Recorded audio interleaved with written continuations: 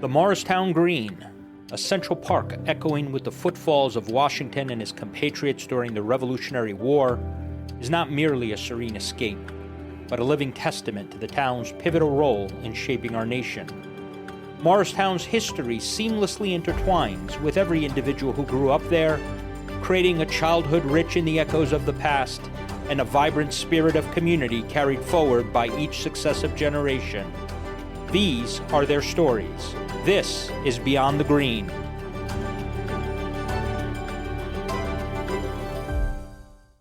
Hey everybody, and welcome to another episode of Beyond the Green, where we talk about the people and places of Morristown. My name is Peter, Morristown High School, class of 1990. And I'm Satiri, or Terry, Morristown class of 1987. So before we go any further today, I just want to remind everybody that the Morristown class of 1984 will be holding its 40th reunion come Columbus Day weekend this year. So if you've never been to a reunion, or you want to go back to another reunion and see some of your old friends, maybe you want to see some of your enemies and brag about where you are in life. Hey, who knows? But if you're interested in going, Steve Glynn and his cast of friends have decided to put together a slew of events this Columbus Day weekend. And if you're interested in going, you can go to www.reuniondb.com. That's reuniondb.com. If you look down in the description, there'll be a link there that you can click on and sign on. It's really quick, really easy. And if you have any questions regarding this, go onto Facebook. Join up the reunion page headed up by Steve and ask him all the questions that you may have. Now, moving on to our conversation of this episode. We will be sitting down with none other than class of 1984 alumnus, Luke Darnell. Luke is not only an actor, a musician, and stuntman, but he's also third-generation Morristown resident. He has some great facts about his family. We drilled down a little bit into his career. And Luke is actually our first IMDb member who we have on the show, which we were really excited about. So, without further ado, folks, here's Luke. Luke Darnell, welcome to the show. Thank you, Peter. Terry, how you doing? Good to see you. Good to see you, Luke. We appreciate you taking the time to sit with us today. Well, thank you for having me on. Oh, man, it's our pleasure. I have to tell you, you're our first IMBD member. So, you know what? We bow to you. Thank you, you know? Yeah.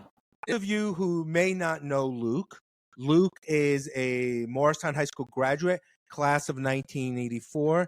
And as you saw in our previous episode, the class of 1984 in October will be having their 40th reunion.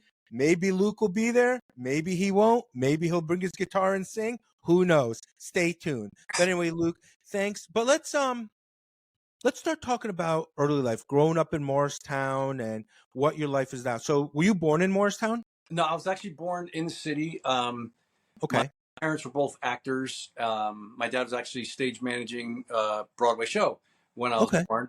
And then my parents split when I was 3, moved into Morristown.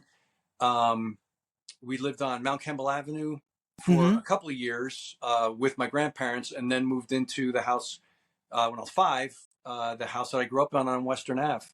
Awesome. Okay. So you're literally so were you close to the courthouse? Yeah. Or were you? Yeah, we were right on the block between, Miller Street, the hill that goes down to yeah, we were pretty much at the top of that street. A couple houses more toward the courthouse. Yeah. So then your elementary school, you went where? Alexander Hamilton. Yeah. I would you know what? One year at Hillcrest, because there was some kind of switch over, like ones that used to be K through 6, and then they went K through 3, and then 4 through 6 for another school. So I did 3rd grade at Hillcrest, and then went back to Alexander Hamilton for 4, 5, 6. Okay. And then you went to Frelinghuysen? Yep. Okay. And then Morristown. And then you ended up in Morristown. Did you play any sports there in Morristown? No, I dabbled in a couple of things and just didn't stick with them. I think I was on the swim team for about a week, and that getting up at Yeah. 5 a.m. in the wintertime, and going to school and getting in the pool wasn't working for me. And yeah, I was just a little misfitty at that point in my life. Yeah. And I think growing up, because you went to Morristown between 80 and 84, graduating in 84. Yeah. Thinking back, was it a novelty that, Morristown High School has a pool. Yeah. Was it a novelty having a pool? It was pretty cool because if I remember correctly, it wasn't there when I started. No, it wasn't there. They were building it because I went my freshman year and maybe my sophomore year. We had half our classes over at Alexander Hamilton. Okay. Or the annex, they called it. Yeah. And then, so at least freshman year, I know I did freshman year because I remember taking a math class in what had been my 6th grade homeroom. And, yeah, I mean, like I said, I a week or 2, maybe 3 that I was actually on the swim team was all I ever did in that pool. So, yeah. So just to catch people up, you're almost like a Renaissance man. You're multi-talented. You are an actor. You are a musician. You're a stuntman. yeah. Okay. Go ahead. Sorry. Go ahead. No, all I was gonna say is, you play. Not only do you play. Let me get this. You play acoustic guitar, electric guitar. You play the bass as well. Yeah. The mandolin. The mandolin. And mandolin. You play the slide. The slide. So A little tiny bit of slide guitar. Tiny bit, but still, and you play the drums. A little bit, yeah. Like I would never be in a band with a drummer that wasn't way better than me. But but I can play drums, yeah. Listen, you're a Renaissance man, and when we first talked about you coming on, I went and I have to do my due diligence. Sure. And I found your IMBD, and I saw last year you were on an episode. You were playing an extra on an episode of FBI. It wasn't extra. I actually had a role. You had a line. You had a role, right? You had a couple of lines. It was small, but it was cool. Yeah. So I found the episode. And the episode is called, let me see where I wrote it down. Money for Nothing. Okay? And if you I found it. What's that? If you blink, you'll miss me. I did miss you. I had to go back. And then I found you. Where did we find Luke? Luke was playing the extra in the strip club. And FBI came in there. You listen. I was like, when I recognized it was you, I'm like, oh, take a punch, Luke. Take a punch. Take him out. You know what's funny about that? They don't generally, like, stunt people will do that. Well, they stunt double for a small role like that, but they try to avoid actors doing anything physical, even if they're capable. Yeah. So it was great because when I said, I'm like, there's Luke. So then I was sitting there with my wife and she saw this, right? I'm like, hey, this is Luke. We're going to interview him. She goes, oh, I have a question for him. So this is from my wife. Okay. Her question is, so the one of the leads in there is Zico Zaki. Yeah. Right? Mm-hmm. Her question is Zico Zaki as tall as he seems on TV? He's very tall. Guy. From my experience, I didn't experience a lot of time with him, but I chit-chatted a little bit. They were all nice. He is, I'm 6'1.5", and he's taller than me, but I think the fact he's very thin. So I think that sort of helps him seem even taller. And the people around him, the other actors, I think it's his partner. But yeah, well, the guy that was his partner in that episode was the guy that was into me. He's not a short guy, but he's shorter than me. So, the difference will make Zico look even. That's Dave Franco, wasn't it?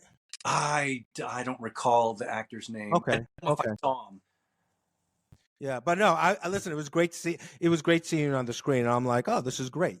So let's talk about how this happened. Like, did you perform in plays in high school? How were you? We'll get to, your grandparents and your great grandparents and your parents. But for you personally, was your family dynamics what pushed you into acting and absolutely into music? Yeah. Well, I mean, in a nutshell, like as a single mom, my mother was doing, she had been an actress and she for the most part, had to give up her performing career to raise my brother and me. So she started teaching dance class, choreographing, professional and community theater, and directing, and then she took over, as we'll get into, like my grandparents' dance school, which she expanded to a full kind of theater program. So she was doing all that she could do. And part of that was directing and choreographing community theater. And to save on babysitters, she would get my brother and I involved in the shows. I think I would have probably been too shy to get into it if it hadn't just been around me growing up. Just it seemed like a I don't know. I don't want to say an easy thing to do, but it was like, yeah, I'll do that. Okay, cool. Yeah, yeah. So after you graduate, what happened after graduation? What was your path? Well, after graduation, I did a little bit of community theater around North Jersey at a bunch of places, and then really started to focus on music and, basically trying to be a rock star. So I did that for most of my 20s. And then, had a couple, I wouldn't say we came close to making it, but we had a couple of interesting possibilities that didn't pan out. And then I just, I wanted to get back into theater and acting. And so I did. And my brother already lived out in LA, and he said, if you want to come out here, you can crash at my place for free. I got an extra room. And so I did. And that, I didn't intend to really get into stunt work out there, but I did, because that's what he was doing mostly. He also acts, but he's primarily stunts. So he got me into that. And then I started working at the theme parks, doing the live stunt shows, some musical shows too. At Universal and Knott's Berry Farm and Six Flags, the Magic Mountain. Six Flags Magic Mountain out there. Yeah. So, because the funny thing is, like, growing up in the 80s, you say stuntman, I'm thinking about the television show Fall Guy with Lee Majors. And so it just surprised me that you didn't become like a bounty hunter, because it seems that's what stuntmen do, is to become bounty hunters. But no, we surely jest when we say that. But, it's kind of funny because, if you guys go to LukeDarnell.com, you can see Luke's resumes, and he has two resumes: his acting and his stuntman resume. And it's kind of fun. It's like you have like you're great at like sword fighting, and you can like tricks with handguns. It's kind of like, okay, this is like interesting. Like gun spinning and whatnot. I maybe should take that one off. I haven't done that in a long time, because at Universal and Knott's Berry Farm, a couple of the shows that I did at those were Wild West shows. So, things like that were fun in the show, but And what else caught my attention is that, do you do accents? What's that? Do you do accents? Yeah, I can. And I'm like, this guy, because listen, I'm not saying I'm not going to have you perform right now. Well, I'm just saying, but I'm not going to put you on a spotlight, but I'm thinking maybe you can do some of my voicemail messages for me in either a German or an Irish accent. Would be kind of funny. I can do it. Yeah, I know. And then I say you can do like a Boston accent. I'm like, maybe you need to be in those Dunkin' Donuts commercials with what's his name? Affleck and Matt Damon. Yeah, during the Super Bowl. And I'm like, But so let's take a step back now, and let's talk about your family and how they got to Morristown and how you came to be from them. Well, let's see. My great grandparents were a great grandfather was a tailor, but he also had a band. I have his 100-and-something-year-old trombone up on my wall. Wow. We have a picture of his band from upstate New York. They were in Syracuse. There's a ticket from like 19, I don't know if it's 14 or something like that. I forget. And his wife was a singer, and she wrote some songs. Actually, that's some published songs that she wrote with her sons, my grandfather and my uncle, or my great uncle. But my grandparents on my mother's side were both in vaudeville. Yeah. So my grandfather had an act with his brother and sister. Yeah. And it was called Gracie Worth and her Worthless Brothers, because her last name was Worth. That was the stage name too. Their Okay. real last name was Rothman. But and my great uncle Lon played piano. My grandfather sang and danced. Then their sister Gracie also sang and danced. And then they pretty much toured the world. And eventually, my grandfather met my grandmother. She was in a dance trio. Mm-hmm. They got married, took a picture outside a stage door the next day, and then went on separate tours.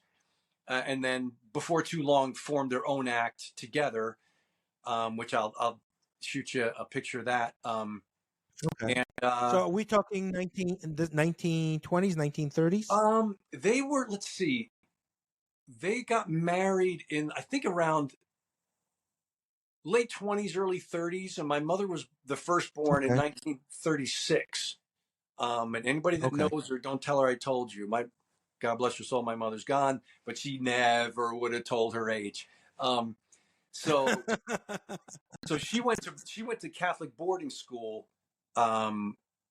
pretty much up until high school because her parents were on the road. Mm-hmm. Because vaudeville lasted into the 40s. Right.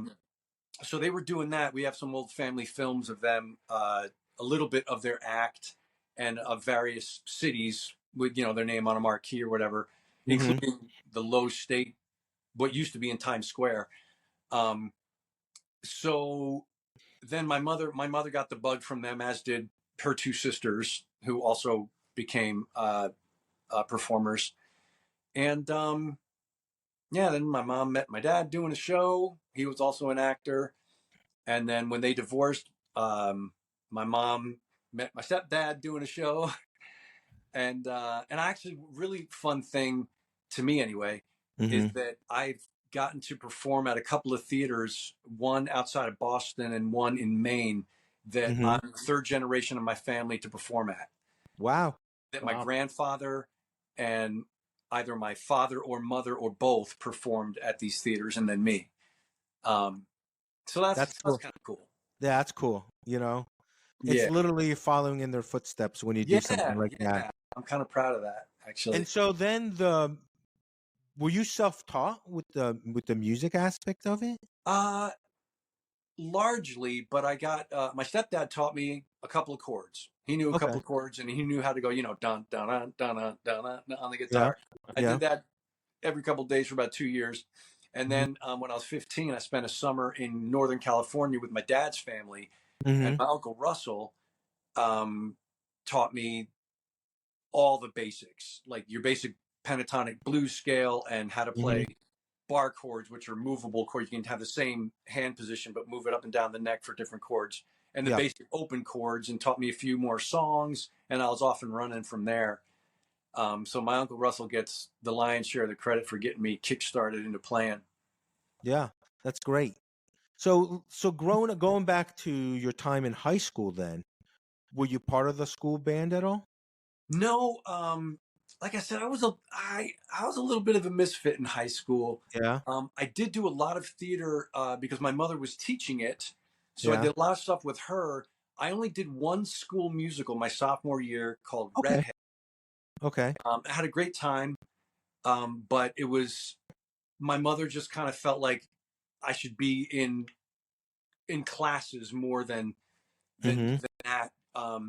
If I wanted to get into it seriously, and I didn't know if I did, but I figured, okay. Sure. And so I did a lot of, like I said, a lot of stuff with her and some other community theater stuff. And then, I got away from it in my 20s and back to it toward the end of my 20s. I got back to it in earnest, and I've Yeah. been doing it ever since.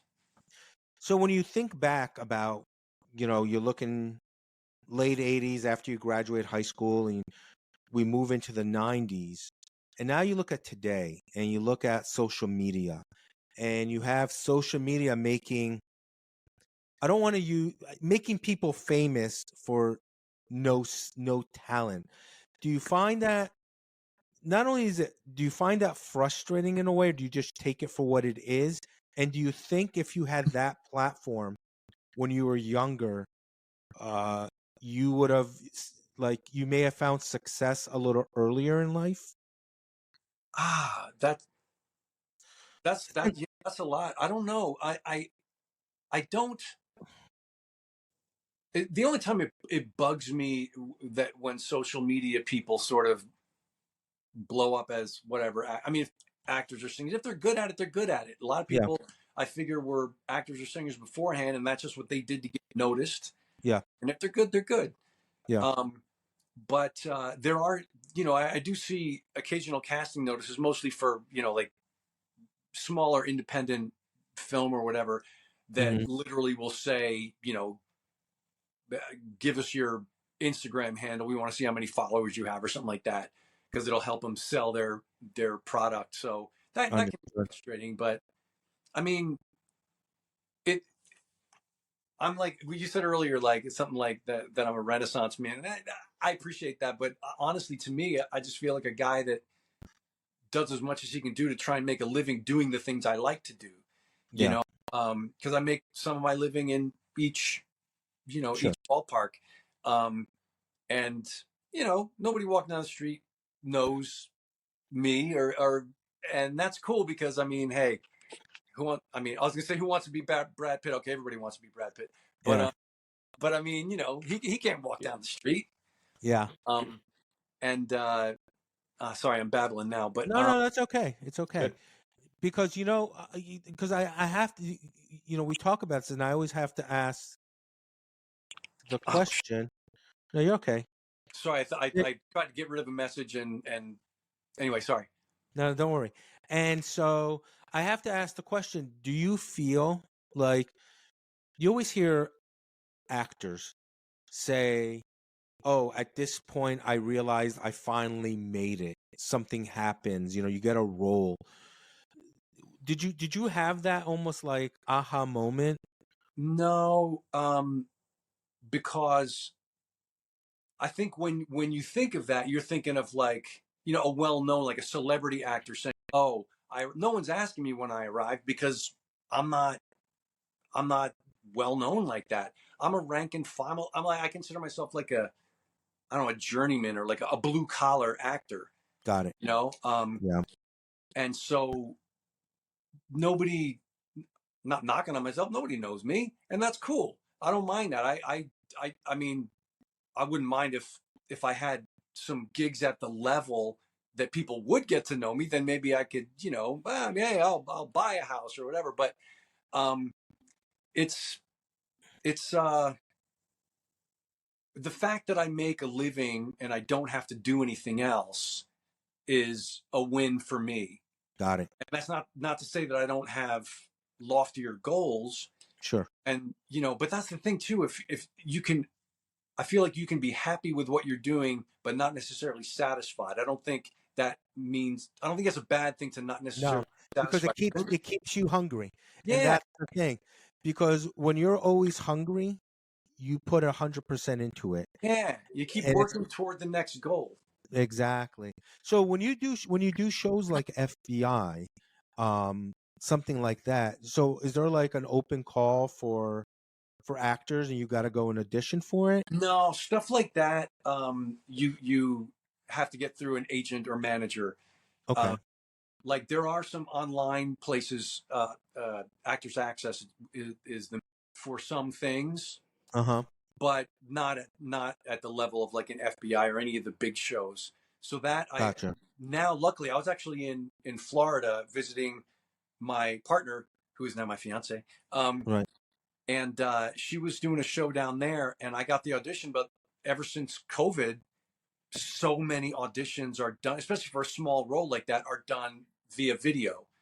Got So it. I set up my phone and my light and tripods in in the hotel room that she had, and did my couple of line audition and got it.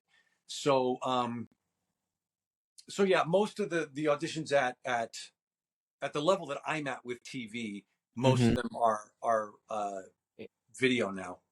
Yeah. Are there any, going back to your formative years, your misfit years, high school and so forth, do you ever do a read or audition for a part where somebody from that part of your life comes into your head and you use them as an inspiration for the audition? I mean, we hear these stories all the time. You hear these parts of well-known actors and they do an interview and they say, "Boy, that was really iconic," and they go, "Yeah, that was my library. My high school librarian would always say that," and that Yeah. came to mind. Have you had those Yeah. episodes where you thought, Yeah, mostly for roles in theater, because I have access to better theater auditions than I do film and TV auditions.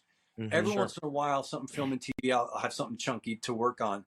But yeah, I have done that. It's actually a lot of fun. It like I'll yeah, because you know how it is when you're a kid and you got your group of buddies or whatever. Everyone's always imitating and busting chops and making fun of each other. So then you get a chance to sort of take that and try to make it real, yeah, into some quirky or odd character if it fits.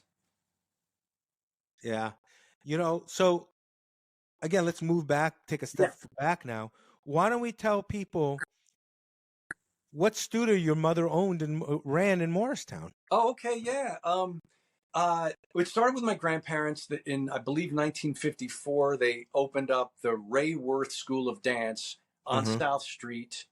I think it was number 360 South Street, across from that old brick schoolhouse that's now, been an office building for years, but down towards Seton Hackney, Mm-hmm. right after Woodland Avenue splits off. Yep. yeah.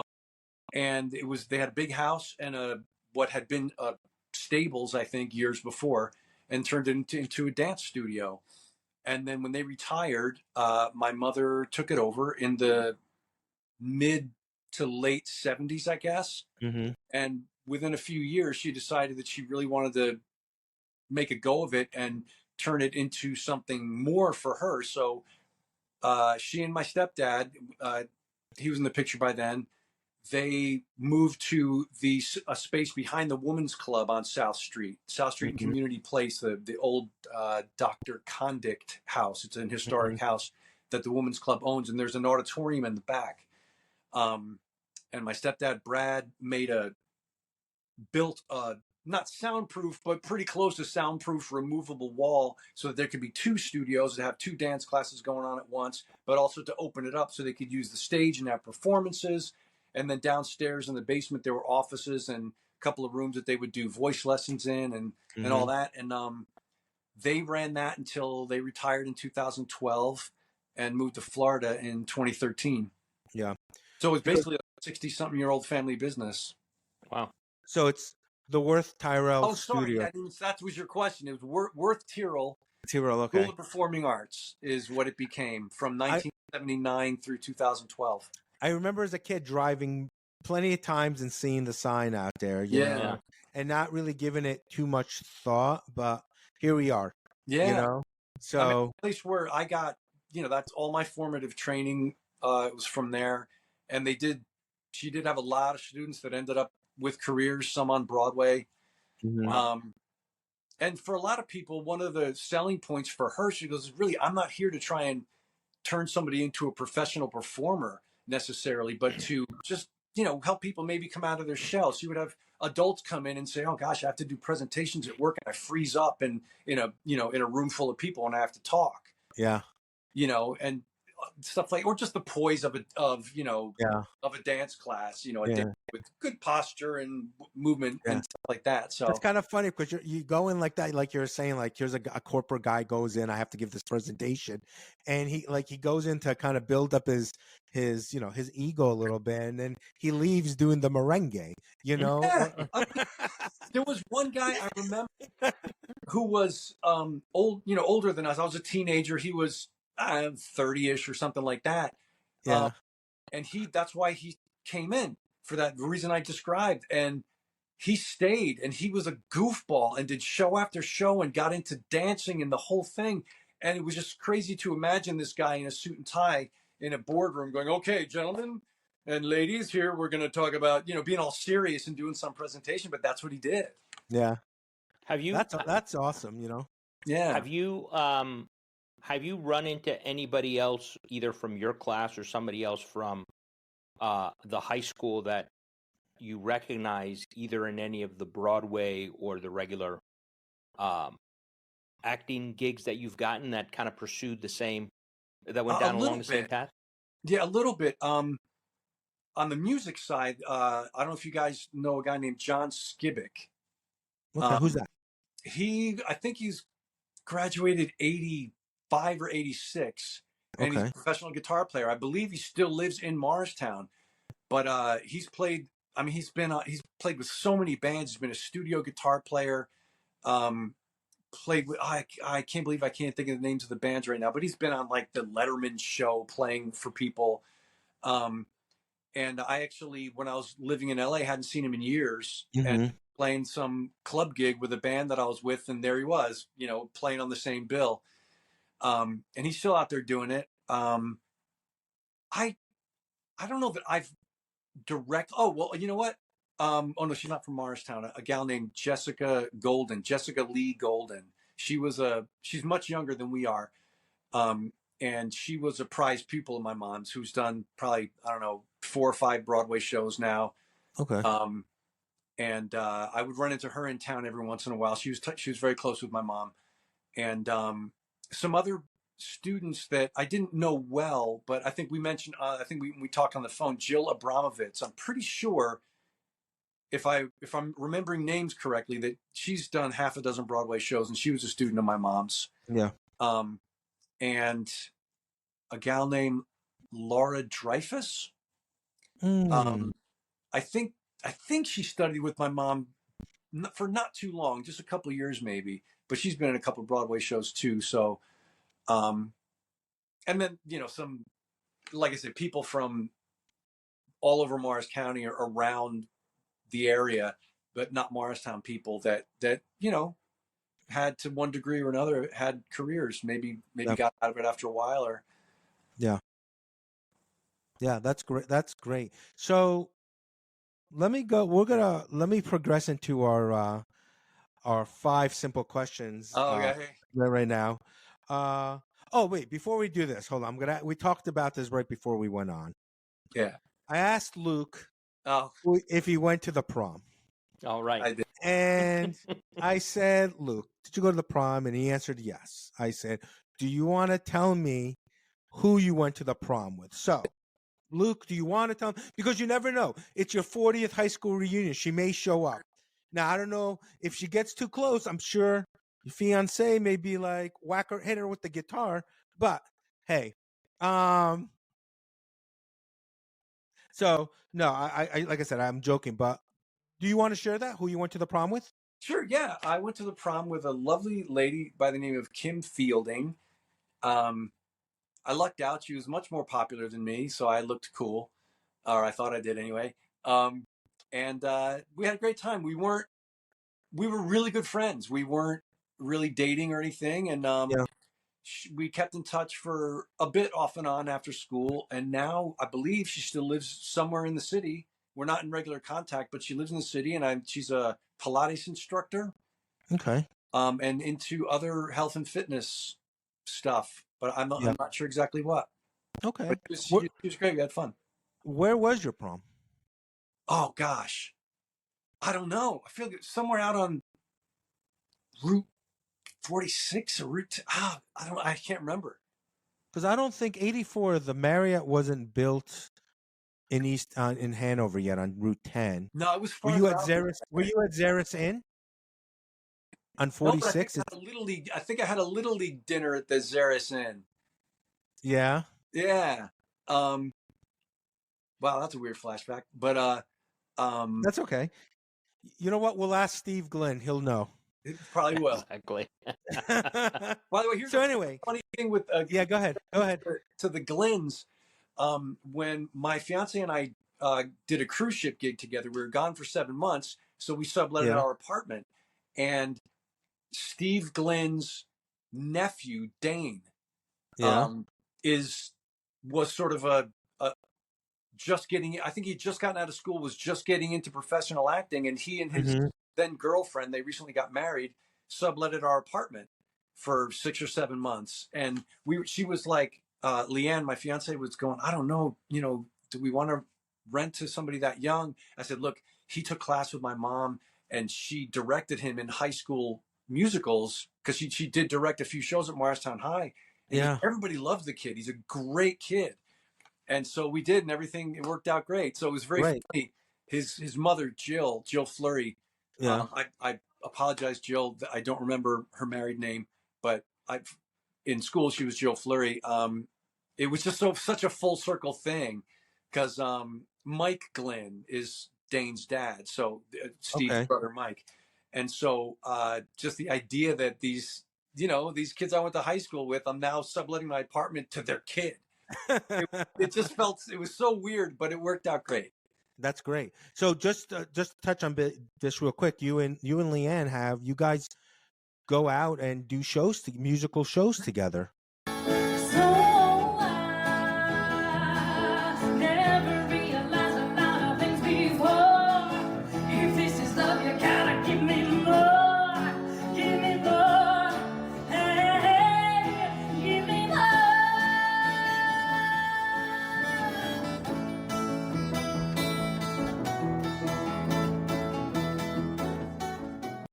Yeah. We mostly, much to our chagrin, we haven't done that much theater together, because that won that cruise ship contract. But we did. We do play a lot of music gigs together. She's a phenomenal singer, and she's actually gotten me to really broaden my musical scope, because she's going, look, can you work up some of these musical theater songs or jazz numbers or Great American Songbook kind of songs that were never in my wheelhouse. I was always just a rock guy. So it really, it's been challenging, but really good for my, my musical aptitude. Yeah, I can't think of the word, but it's been good. Good. That's awesome. So let's go to 5 simple questions. Yeah. So, Morristown High School, who was your favorite teacher or teachers? Funny enough, who comes to mind? I know there were several teachers that I really liked. I liked Mr. Roman. He was an electronics teacher. Yeah. And did some stuff you can't get away with these days, I'll tell you that. But nothing terrible. But I remember Mrs. Gibson, I believe was her name, my biology teacher sophomore year. I cut biology constantly, and I never did well in it. And she actually said to me in the hallway, she goes, "Oh, where were you today?" And I'd say, "Oh, I don't know, I overslept or something." She goes, "Oh, you're so nice, but so dumb." And she was wow, joking, but that's going to be the soundbite for this episode. Yeah. Oh, God. Take it back. That's awesome. But I actually had a lot of teachers that I liked. I can't remember all their names now. Mr. Holly was an English teacher that I had that was a funny guy. Remember him? Yeah. I think my brother had him. Yeah. I think I had him freshman year. Yeah, I think it might have been freshman or sophomore that I had him. Because I went, my freshman year was 83, right? Yeah, because I graduated in 87. So, but I remember, I think his class was down by the radio station there. He used to go down and kind of around the corner there. But by the way, did you do any radio when you were there? I actually was on the radio station my freshman year when it was at a different location. Like that part of the building where it is now, or where it was when I graduated anyway, wasn't there. It was, if you came in the door where the senior stairs are, if you came in and then went down that little, like half a stairway down to where and then you're facing the auditorium or the theater, to the left in the corner there was the room where the radio station was when I was a freshman in high school. And, my brother had been on it, so I figured I'd give it a try. And I think I was on it most of my freshman year. I had a show on Sundays where I tried to make it a Beatles special every Sunday because those were the only records I had. Yeah. But yeah, that was fun. That was a good time. So Friday on the weekends, what would be your thing? I was usually doing some kind of theater, occasionally playing. I got into actually playing in bands my senior year, so we did a few battle with bands, but a lot of time we rehearsed up in Mendham. The drummer that we had a huge basement and almost as big a drum set. The guy's like has as many drums as Neil Peart. For those that don't know, that's a drummer from Rush who had huge amount of drums and used every single one of them brilliantly. But yeah, so I was up there a lot, just having fun in the basement, playing rock and shooting the breeze. So growing up, you kind of mentioned it with the Beatles, but growing up, who inspired you musically? Definitely the Beatles, and a lot of musical theater. It wasn't. I learned musical theater because I was doing it, but it's not what I wouldn't put the records on or anything. A couple of them actually, 1776 and a chorus line. I went nuts for the bicentennial. The 70. You're talking about the theatrical 1776. Yeah. Great, but let me tell you, some of those songs in there. Listen, that's probably one of my favorite movies. Okay. Yeah. And I can't think of the guy's name who played John Adams, but he ended up being who's the guy who voiced who ended up years later voiced the voice of Kit, a Knight Rider.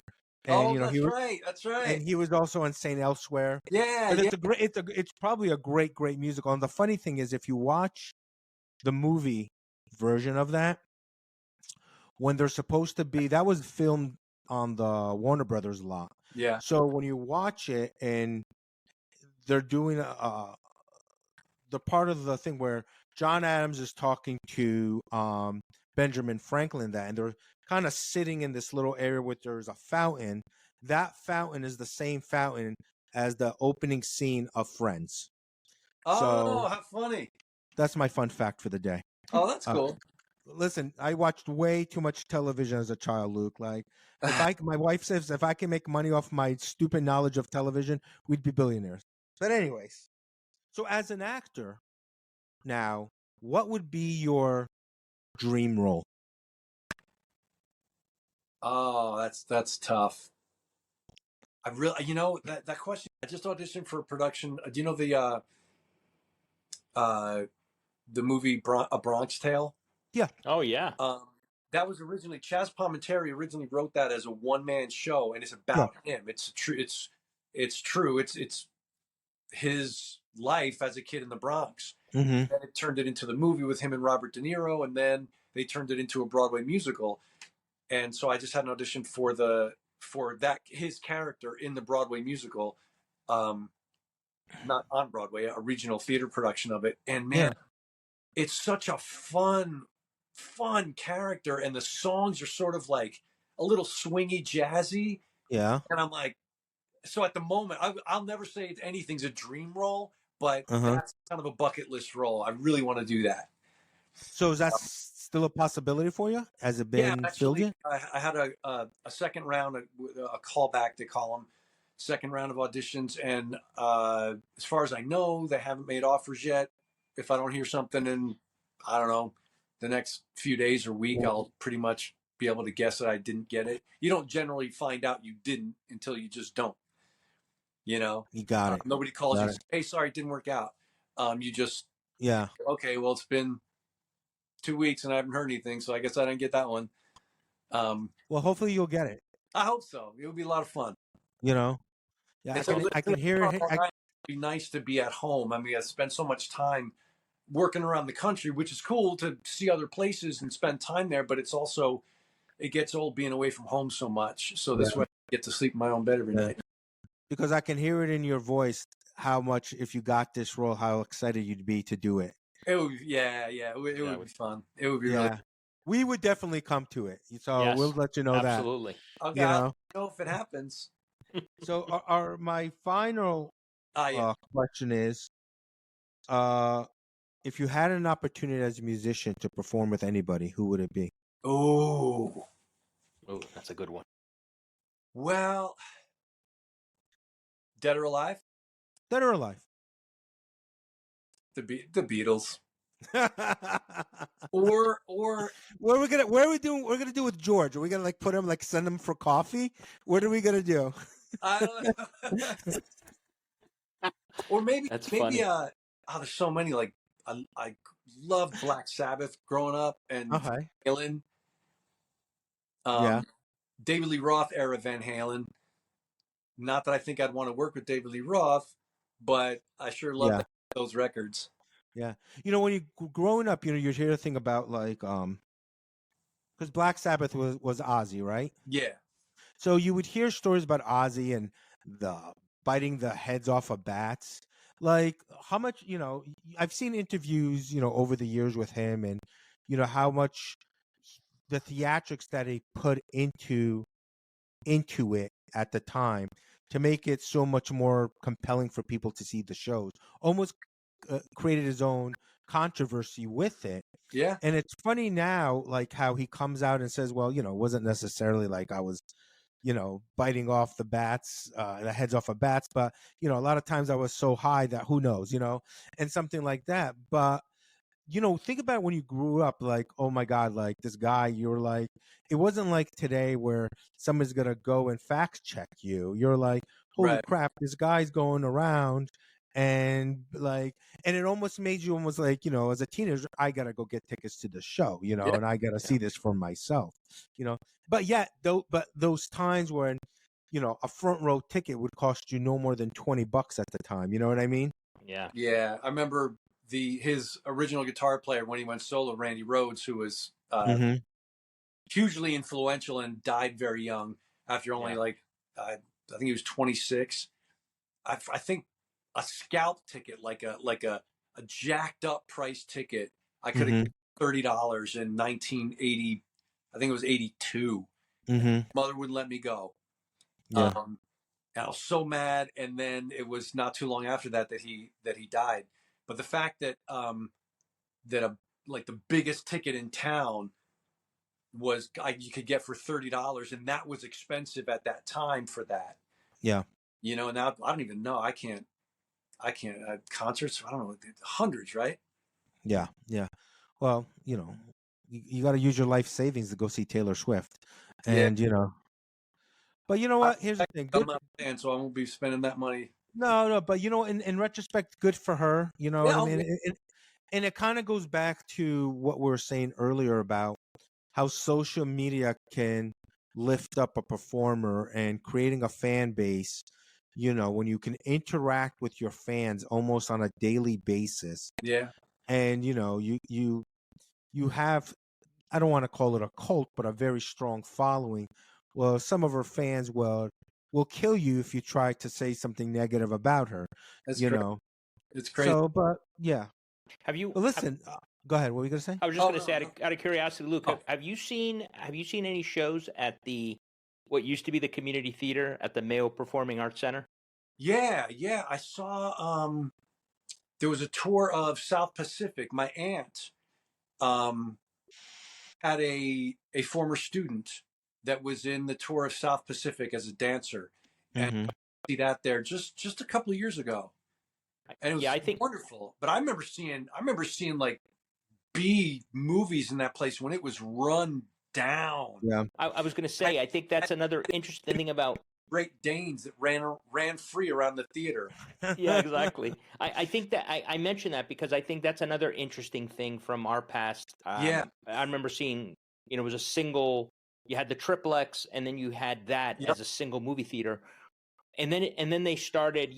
It kind of fell on tough times. They found people to help kind of bring it back, and to through the years, the performers that you normally would have to go to a city like New York or others that would come there. And I remember somebody told me one time, or maybe I read it, that the original construction of it, musicians love to play there. I assume this is still the case because the way it was originally architected, it was, and this isn't my quote, somebody said it was acoustically perfect.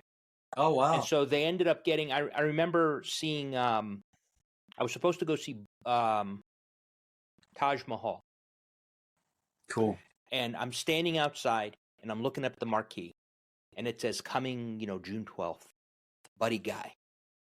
And I'm a huge blues jazz fan. So I'm like, Yeah, Buddy Guy in Morristown. That's awesome. I'm like, I'm gonna have to come and see that. And then it dawned on me, I go, June 12th. I looked at my watch or I looked at whatever, and I'm like, that's tonight. Well, Taj Mahal couldn't make it. His replacement was Buddy Guy. And it was, I don't remember how old he was at that time. I mean, he's still performing, but it was an unbelievable show. And my point is tying it back to kind of this thing, if you watch some of the shows, some of the conversations my brother and I have had, Morristown, growing up in Morristown was almost like a bubble, because until we got older or moved away, and obviously things have changed, you realize how fortunate we are. And to me, that's an example of having that type of a venue. Yeah. Now, of course, it's very expensive, like everything else, depending on the show. But that's why I was curious as a musician if if you had any insights on that, because like I said, I heard musicians love to come and play there because it's a more intimate audience, and the sound is just amazing. So yeah. I think because as you mentioned, that when it was built in a time before huge PA systems and all that, so they had to build a place like that with acoustics in mind. Yeah. Or because there was no amplification in the early days there. So I suspect, I don't know when it was built actually, but I suspect that it was before all that. But no, unfortunately, I haven't seen a con. Exactly. I think the only thing I've ever seen there was South Pacific. Because like I said, I haven't lived in town since, gosh, I always go back. I visited my parents until they left in 2013, but and I still get back once in a while, but haven't been there on a regular basis probably since 2010, 11, actually. Yeah. There's some changes as you've seen, but it's still, at the heart of it, it's still the same town that it used to be, Yeah, like some of the Morristown pages, and everyone's lamenting the changes, and I get it. Yeah. But it's still a great town, and I think, for me anyway, I feel like, okay, was that such a bad change, or was it just because it's a piece of my childhood that's gone? Yeah. Right. What are you going to do? Yeah. The funny thing is, just real quick about the community theater.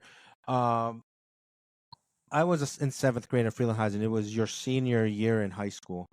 And I don't remember, it was late 83, early 84, that Bruce Springsteen did a surprise concert at the community theater on a weekend as a warm-up for the Born in the USA tour.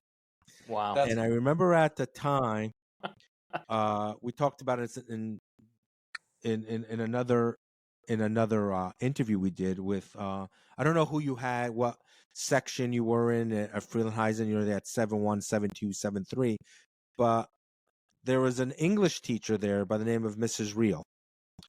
This short little blonde-haired woman, and she came in over the weekend, and she was like, I had a wonderful weekend. I went to the community theater, and it was supposed to be like almost like another band that showed up, but just as a guys. And Bruce Springsteen did like a full set. And she was giddy as a schoolgirl. That's funny. That she saw Bruce Springsteen, and it wasn't like it was a sold out house. It was maybe like 200 people there. Great. And and she got to see him as for this warm up. So it's kind of like, that's kind of neat, Yeah. I feel like I remember a story about Southside Johnny and the Asbury Jukes playing there, and Springsteen showing up and playing with them or before them or something like that. I remember hearing that AC/DC played there in the late 70s, maybe. Really? Yeah. I just remember hearing that. I don't know if I think it was before I knew who AC/DC was. I really didn't. We need to get a community theater MPAC historian, on the show, because I think the shows that have played there or the surprises, probably pretty neat. Yeah, and I actually wonder. I don't know if it was ever a live, not ever because it is now, but did it start off as a vaudeville theater, or was it always a movie house, or both? I don't know. I don't know. I can't. We always knew it growing up as a movie house. Yeah. Right. That now converted over to a theater, Yeah. But we don't know. But maybe, food for thought, maybe you and Leanne can do a show there one night. There you go. That would be nice. I don't know if we could sell that place out, but listen, who knows? Who knows? It's funny because you can think they don't have a hard time selling out, because between their corporate sponsors and people who buy season tickets for the whole thing, you know what? But food for thought. Maybe we'll make some people will see this. We'll make some calls on your behalf. We'll get You all know. the Beyond the Green people Yeah. in there. That's right. Exactly. That's And right. you never know. Maybe there's like a Beatles tribute band that shows up playing there, and you can be their opening act. There's some great Beatle tribute bands out there. There are. That's true. Well, listen, Luke, we really appreciate you taking the time out. Thank you for having me on. Yeah, listen, good luck with all your other future endeavors. Thanks, you guys too. I hope the podcast just gets bigger and bigger. And we're going to be one of your biggest cheerleaders. So once again, everybody, Luke Darnell, Morristown High School, 1984. In October, you may see him, you may not see him, but let's hope we see him, because I told Steve Glynn, because I said, listen, if you guys end up doing it, let me know, check my schedule. If I'm not traveling, I'll come down and we'll do a show from the reunion. Yeah. And you know what? And if That'd you be cool. listen, if you need a roadie, we'll more than happy be your roadie for you. You can like feed us with a pizza pie from Suvio's. We'll be very happy with that. Oh, well, if it's Suvio's, I'm in. Yeah. Exactly. There you go. If people go, oh, what's the best pizza? I'm like, not here, not in New York. Go to Morristown, New Jersey. I tell Sal that every time I go in there. Yeah. So Love on behalf of Luke, my brother Satiri, and I'm Peter, thanks for watching Beyond the Green. And until next time, be good to each other and take care. Take care, guys. Thank you.